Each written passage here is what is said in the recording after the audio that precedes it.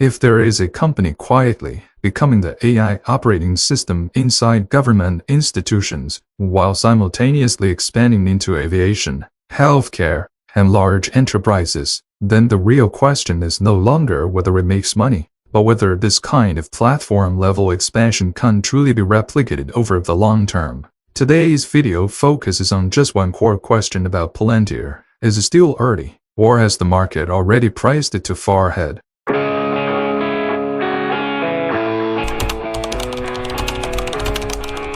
Hello everyone, this is Stock Market Breakdown. Today we're focusing on one company, Palantir. The divide is clear, extending government and commercial adoption with improving profits and cash flow, versus a valuation that already prices in years of growth. I'm not making a buy or sell call, I'm answering one question. Is this a real platform-level shift, or has the market moved too fast?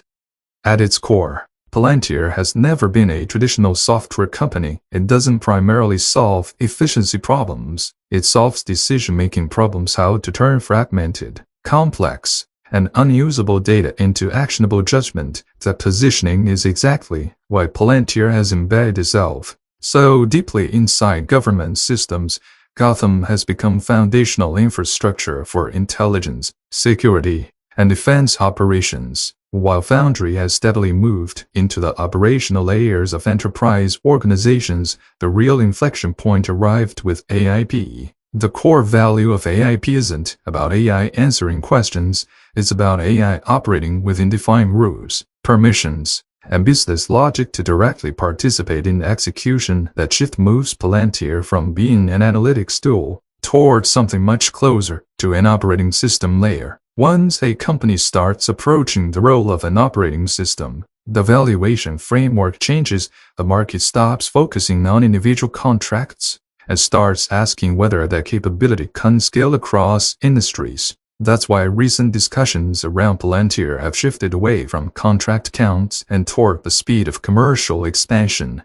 A highly representative example is Serve Air Mobility's launch of Serve OS. This isn't a conceptual partnership, it's a live, production-level, AI-driven operating system built entirely on Palantir. Early results show meaningful improvements in operational efficiency, cost structure, and even scheduling and dispatch logic. From a financial perspective, the upfront payments themselves aren't extraordinary. What matters is that this model can be replicated across verticals like regional aviation. Palantir enters an entirely new operational category. Once established, this type of revenue typically carries high margins, strong customer lock-in, and long-term recurring characteristics. This is the point many people miss. The market isn't betting on whether Palantir signs a few more contracts. It's evaluating whether Palantir can encode how industries actually operate directly into software. If that happens, the revenue ceiling gets recalculated entirely.